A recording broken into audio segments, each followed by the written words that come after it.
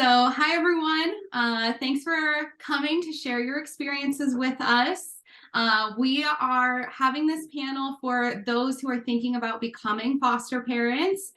We've put together this panel of parents to answer some commonly asked questions about foster care and just to kind of share some of your experiences about what it's like to be a foster parent.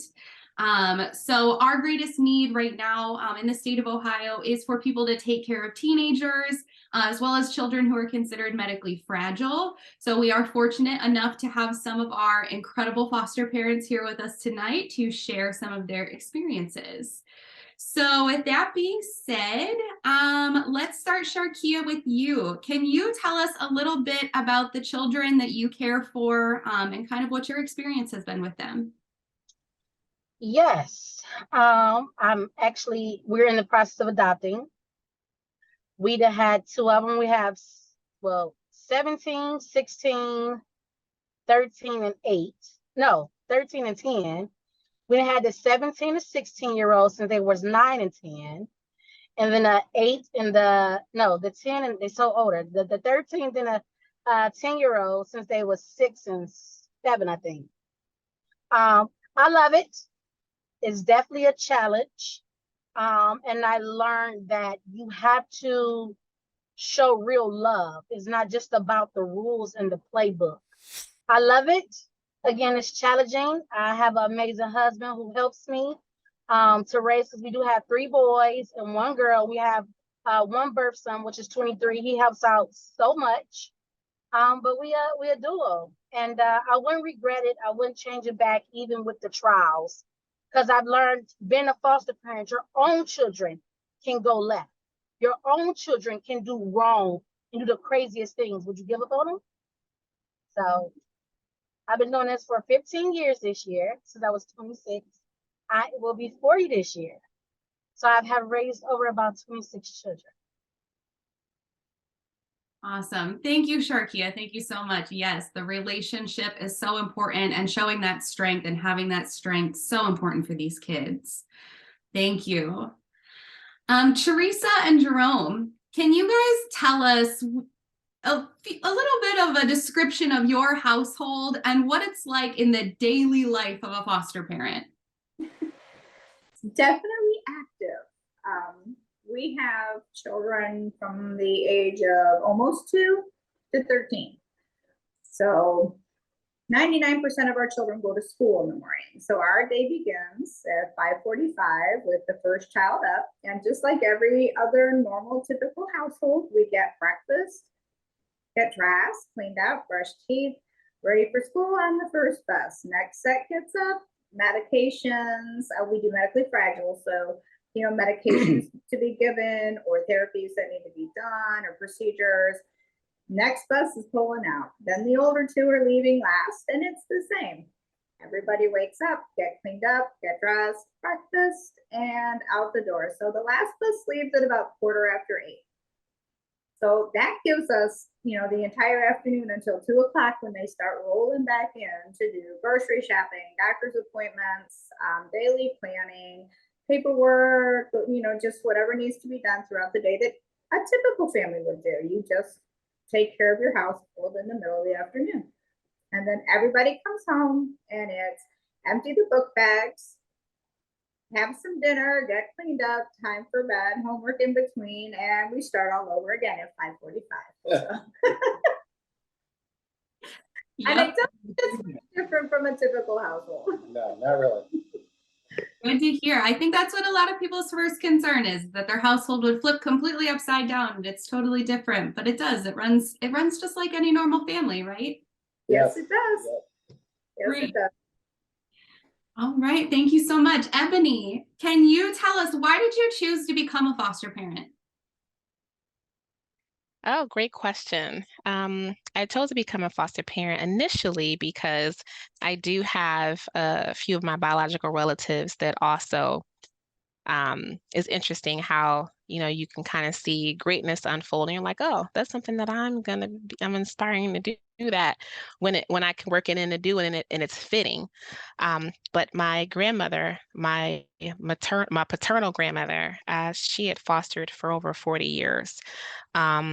over 30 children. And when she passed away in 2016, oh my gosh, they were all there. And I can't even remember a time that I've ever gone over to visit with her where someone wasn't over with, that they'd come and then their children, which was, my grandmother's grandchildren at that point, um, maintaining their connection. And so she had done so well with all the children that she had taken care of over the years. We were able to see the fruits of that labor, even when she passed away, and they all still connect and engage each other. Different ones lived in our house at different periods of time, so they're like really close and stuff. And so it was just really good to see. I also have an adopted sister. My mother adopted her when she was 3 days old, directly from the hospital when I was living back in Buffalo. So yeah, that was my first introduction into foster parenting. And she's now, I think about 26 years old now. Yeah, actually, she's 26. So to have lived in a household where I was, a sibling, I'm a sibling to a child that came into custody and that was ultimately adopted. So yes, that's how I initially got my foot wet with it. But then, I knew at some point I wanted to get licensed. And when I had my daughter, I had about 12 weeks off. And so I heard about OhioGuidestone and they were, offering training classes. And although I'd worked in child welfare for years and I already had experience working with the foster care and adoption population, so if you could understand that too, I knew that eventually I would get licensed, but I also worked in child welfare for years before I even did, just to understand the logistical part, when it comes down to the, Cuyahoga County networks and such, and how those pieces and parts move around the foster care system. So that was very good for me to have that experience too. So then when I dove into it, I had the 12 weeks off. I'm like, you know what? I'm going to take this time. And I said, well, I just had a baby. Holly was like, oh, bring that baby to training. And I was like, okay. So I came in and she was, I was there, and I was able to get trained. I just got her little car seat and put her in there. She was really tiny. I don't even think she might have been 7 or 8 weeks old. And we were going through foster parent training together. And so I ended up getting licensed. So initially it was, what I learned was like respite was like one of those things, that, you're always needing, parents to do respite. I'm like, I'll just kind of start doing respite. That just wasn't my story. I ended up getting a child that came from the detention home and it was great. She just was here the other day doing an interview with me for something else. So that's how I got acquainted with it. And it's been a great journey. It's getting ready to be 8 years for me. Um, and not tired yet. This has been one of the most rewarding things that I've decided to do with my life and my decision to give back. And that was working with kids that are in custody that need care. Thank you, Ebony. I love that. So speaking of, not getting tired yet, Sharkia, you got quite a few years under your belt. So tell me, what do you see for your future in foster parenting? When do you think you'll be done? Will you ever be done? Listen. um, I said after I adopt, I was going to retire. I did say that. But at the same time, just like Ebony said, it's a joy also to watch you transform somebody's life and to know that it's so many more. It's like you think you done, but then there's somebody else that needs saving. So honestly, I'm rolling with God float because of I originally started this to adopt one child, one boy, and go to law school. They gave me more. So God turned the whole of the table. So I'm rolling with his float. I'm going with the pace. And as long as I got my partner and God and Miss Roxanne and Guidestone, because they are the best, I'm okay right now. We okay. Oh, that's so good to hear. Good. I'm glad that you're not planning to go anywhere because there definitely are kids who need you, right? I'm trying. Okay, so Teresa and Jerome, you guys mentioned fostering medically fragile foster children. Ohio Guidestone is one of very few medically fragile agencies in Ohio. So tell us, what's your biggest challenge and biggest reward for fostering medically fragile children? Biggest challenge. Wow. The challenges are huge because no child's the same, and every medical condition is a little bit different. Even though some we may have had a G tube or we may have had a GJ tube for feeding or something like that, or different monitors. But I mean, every child is different, and it's a challenge to try and figure it all out. And without this woman sitting next to me, I'd never be able to do it without her, because she absolutely keeps a note on everything. So, and it makes it so much easier for me when she does that. I'm challenging. I think I challenge myself. Honestly, I mean, you keep an open mind, and you learn a lot, and just exhale a lot. And that takes care of the challenge in me. It's just like you take a deep breath and you start again, and then you're like, I've got this. You know, it looks scarier than it is. The reward is one of my favorite rewards is when our daughter that we adopted, now we're in this 15 years, we're getting ready to start our 16th year. We adopted when we got her at the hospital. They told us to feed her and to change her, you know, cuddle her, but she'll never walk. She'll, you know, she was paralyzed from the waist down, and she had a plethora of things going on. That girl was kicking me on the second day. Today actually was the day she got her new prosthesis, so she can start walking. So that right there, yeah. That's the reward. You know, just to remember that God's in charge. The doctors can tell you what they think medically and, you know, what's going on, but they're not the one in charge. You just let that child lead the way and be there with all the love they need and the backup and the support, and they'll show you what they got. And that's the best reward. It's just watching them work through any hills, any obstacle, any barriers that might have been put in their way, and they just blow right through them. And that's the biggest reward. Yeah, absolutely. All right, thank you. Ebony, can you tell us why older kids, why teenagers? Interesting question. And I think for me, it was just because I had already, you know, my daughter, I think at the time she was already a baby. So I kind of felt like it'd just be easier, you know, if I can just, you know, get teenagers. And the need was ever so present too.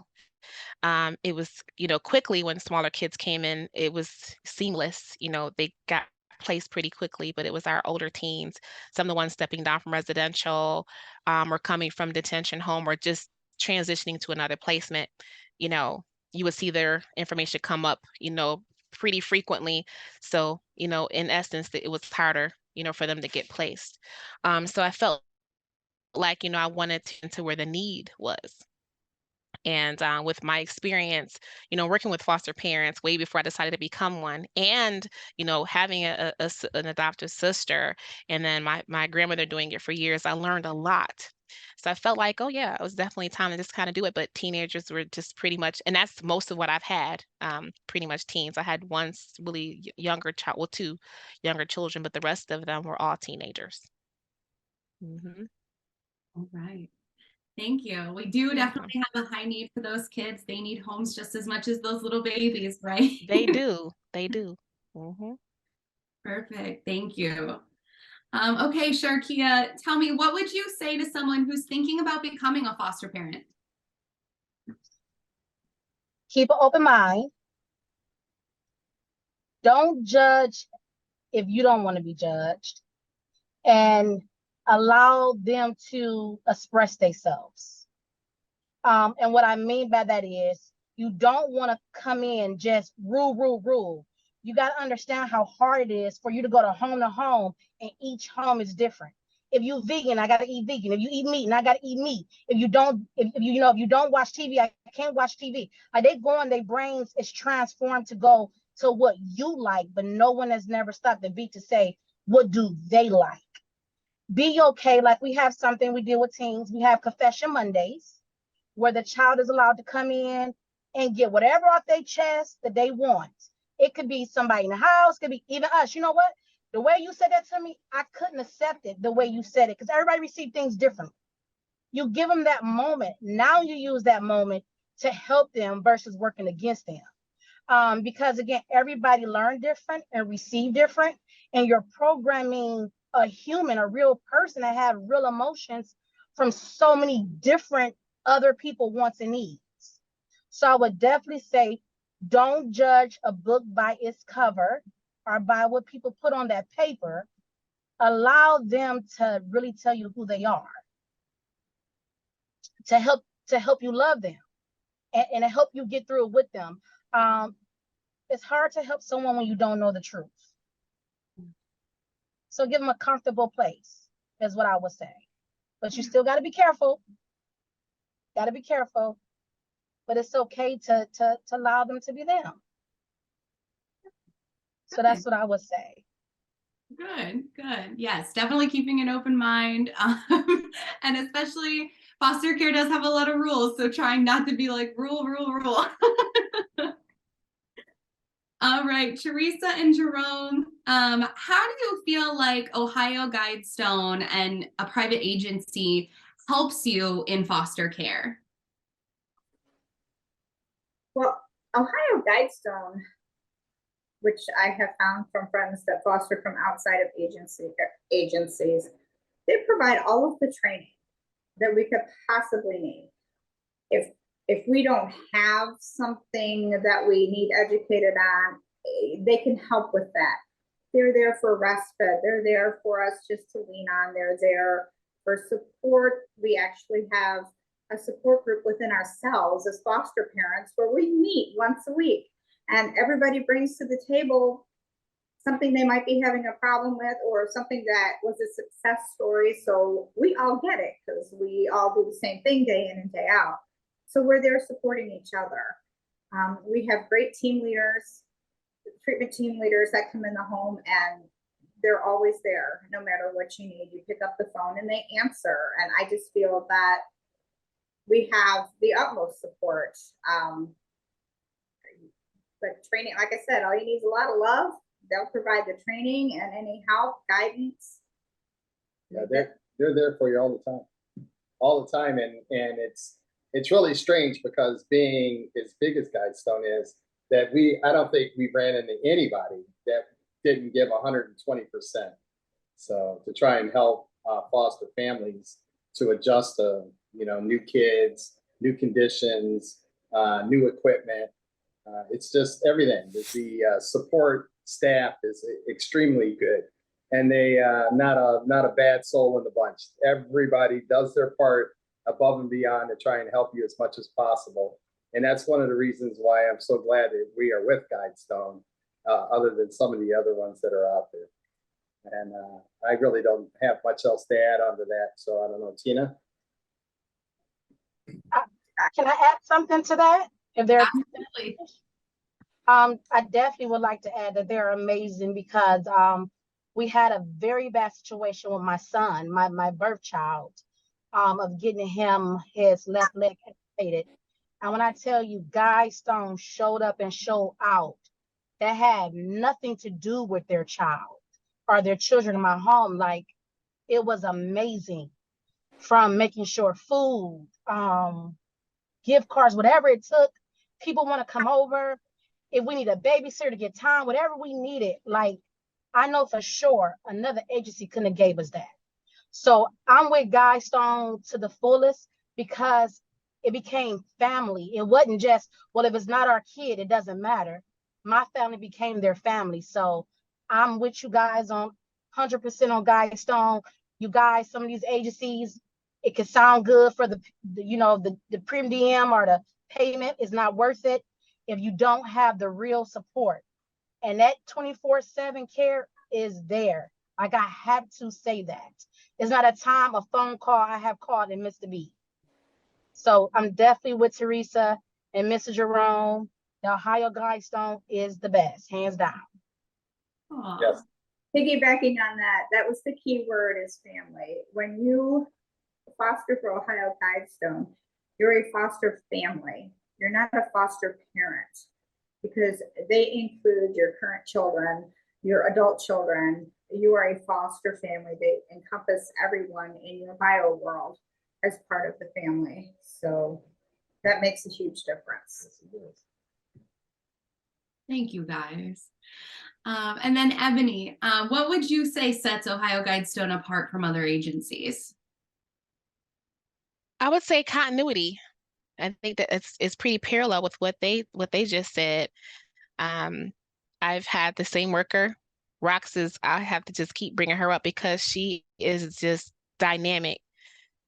She's a really great um addition to the team. She's wonderful. Deb Gall, just everybody that I've encountered, I can send emails if they're quickly responded to. If I make calls, if they miss, they get right back to me. Just continuity, feeling, secure that any question that I have, any concern, that it's going to be immediately addressed. And if they don't know, someone's going to find out, get the answer, and get back to me and let me know what's necessary. I love that. That helps me being a foster parent. That makes me that gives me the energy, the ammunition, and feel like I'm going to keep on going. And it's going to be with Ohio Guidestone because that's what they've given me over the last almost 8 years. Um, Not gassed at all. That's just what they provide. The training, anytime I ask a question about what's available, they're saying, week getting calendars, what's going to be, what's happening. You can sign up for it. And it's just, you get what you need.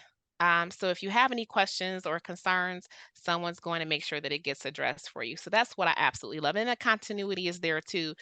Kids are getting a broad range of services where your case manager is coming out, psychiatry, whatever you need, and even external services too, that's necessary. The advocating is off the chain. Like I have to say, just, if I have to go to a school meeting, or if there's a meeting at the county, just knowing that I have that support and that backing is important. Medical appointments and being able to, explore that and getting help, where is needed. It's just great. I just can't, that wouldn't ever be a fear for me becoming a foster parent or anybody looking to do this. This is the place to be.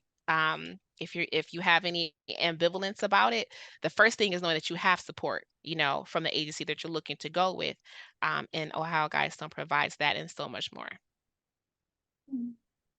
Thank you, Ebony. Thank you, guys. So the last question that I have here, I definitely want each of you to be given the opportunity to just share any inspirational stories or any words of wisdom that you guys would like to share that we should share with people considering this journey. Does anyone have any inspirational stories or just words of inspiration? I think I'll go. Words of inspiration would be, if you've ever thought about doing it, ask questions, research, do as much of that as you need to. Explore, with your family and friends, because having a solid support system is one of the best things that you can have, and having a solid team. So I think that that's the first thing. That's something that I've been able to pride myself on, is being able to have a good, strong support system from my family and friends, so that when children come in, that they're not at a deficit, that they have that. You have it from the agency and you have it from family. So that's the one thing that I feel like is important. And also being true to yourself about what you can do. There is a need, and I will have to say that, yes, when kids come in, they have these long sheets of, that kind of follow them every place that they go.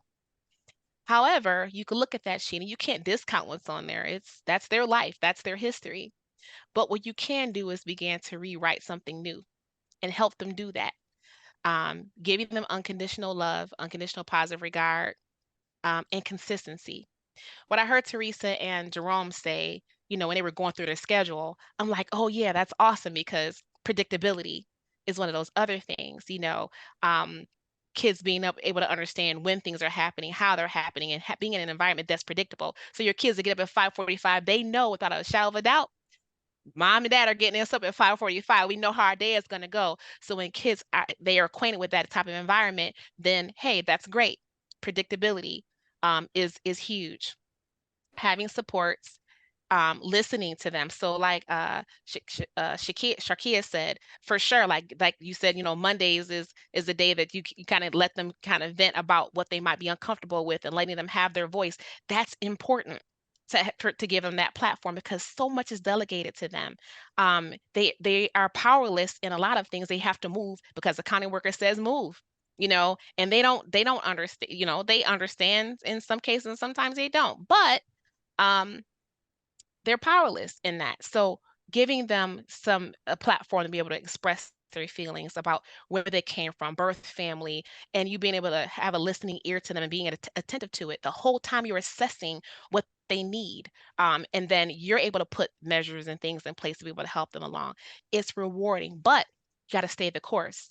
Because when we talk about our teenagers, they're coming in the door looking for, my behavior is going to be bad enough. I'll just kind of go to the next, and feeling like you can be that one that, you know what, I'm not going to just throw in the towel. Because trust me, in most cases, it gets better.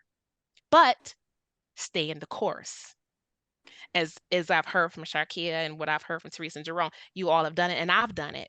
We are walking and breathing proof that that avocation and being there, engaging birth families when it's suitable, that you can do that, working as a team, collaborative with your network and the birth family if they're involved, and the Cuyahoga County, all of those pieces and parts move, the school district, whatever services, therapy, psychiatry, all those pieces and parts move around this in a very firm way, that if it's continuity and it's predictable and you can see it over time, foster parents are stable and they're working through those issues, chances are that you're going to see drastic change. And it doesn't happen overnight. Kids honeymoon all the time. And sometimes the honeymoon can last for a little bit. That is for sure. But staying the course, reaching out to other foster parents, because we're out there. I can always, and I'm sure, Sharky, I'm sure you make yourself available. Teresa and Jerome, you make yourself available. There's, in addition to the Ohio Guidestone staff, there's foster parents that we want to see people just like us doing the very thing that we're doing, because we know that the need is out there. So I would say get your family to buy in, get all your supports and stuff in place, and just get through the training. That's just the one piece of it, and then you'll be on your way to helping these children, the children that need it. So that's my contribution to this. Yes, thank you, Ebony. Teresa and Jerome, you guys had something? I was just going to say that for anybody that wants to become a foster parent, that it doesn't make a difference if you jump in and go full underwater, or you stick your foot in and get your foot wet, or you just want to get your big toe damp. No matter what, you always have that support with Guidestone, and don't be afraid. Just go ahead and try it. I'd like to say, don't let the stereotypical term foster child scare you, because these kids start off with a bad rap, the description that they're given, foster child. No, these kids are our future. And if you can find it in your heart to take some time and even help just one, they just need a lot of love. They need someone to help. They need someone to show them the way. And OhioGuidestone will give you the backbone you need to stay that course, and so will the rest of the foster families. But again, they're our future. And if we can't take care of our children, I don't know who will. Yeah. Thank you. All right, Sharkia, any words of wisdom or inspirational stories? Yes, I would definitely say what made me say that I got this was when I had a couple foster children. I had a foster boy, and like he gave me a few problems, and I had his siblings, but he called me it was last year on my birthday actually, and he's married now with children, and he was like, you know what? Thank you. He said, I apologize. I said, well, what you apologize to me for? He said, you really just wanted the best for us. He said, you was the only person that really wanted to take care of us and see right for us. He said, but I was so young and selfish. I didn't understand it. And I still say this to this day, that you know what? You can be mad at me now, but you'll thank me later. And that was my thank you. And it meant so much to me. And even now with the children that come back that I had, that I still, deal with and take care of, to watch their journey. And I said, only reason why I keep going because I had you. I didn't know then, but now I know now, and I'm willing to learn. That is the most best moment and gift I can have out of this. Like, it can't be replaced in no form. And I would tell you this, the road is definitely bumpy, but everything sells out. So even with the yellow brick road, everybody got what they needed at the end. And it's going to help change you also, because you get to realize, like, wow. And it helped grow you as a person. You believe that you'll learn a lot from these children. Because then I had some of them that they will accept anything just to hear I love you or get a hug. And we complain and don't accept things that we don't have or don't appreciate it, when all they want is a bed. My two oldest boys, and this is a truth moment, they're doing very bad in school. We had we're giving you everything you want. Like, what is the problem? Like, we doing GuideStone. We didn't pay $3,000 tutor, everything. And then they finally told us, like, well, we don't want what happened to the rest of the children. We're like, well, what are you talking about? Well, when you graduate, they have to leave, and we don't want to leave. So they like literally failing because they hear you say, well, you can stay till you're 21. They think that's going to keep them in the home when they get to stay anyway. But their mind was stuck on one thing. The county is going to make us leave when we graduate. So that was it was hurtful, because it's like we didn't know that was the issue and we getting on them. But at the same time, it was a beautiful to hear that, dang, we give you that much love and support that you're willing to traumatize your education to stay loved, to be loved and know you're going to be okay. And you're not even blood through our veins. That's like the most amazing feeling and thing to know, that someone you didn't birth really love you that much, or you poured that much love into it. Yeah. So just to whoever want to do this, I definitely say, if you got the heart for it and the patience, do it. It's worth it. You won't regret it. It's life. It comes with ups and downs. Okay? But you will get through it. And GuideStone, OhioGuidestone, will help you get through it. So trust the process. Get your license. It's dope. That's it. All right. Thank you guys all so much. So obviously we are definitely proud of just having all of you guys as foster families for our agency. We can just tell that your guys' hearts are in the right place. We are definitely proud of the services and the support that we give to our families, and hearing that you guys appreciate that just as much as we appreciate you is just definitely very heartwarming. So I want to thank all of my lovely foster family panelists for sharing their experiences. We have so much more information to share on OhioGuidestone.org. So we encourage anybody that is looking to become a foster family to go check out our foster care page, fill out the inquiry form, and that way we can give you more information, answer any questions that you may have, and hopefully be able to change a child's life for the better.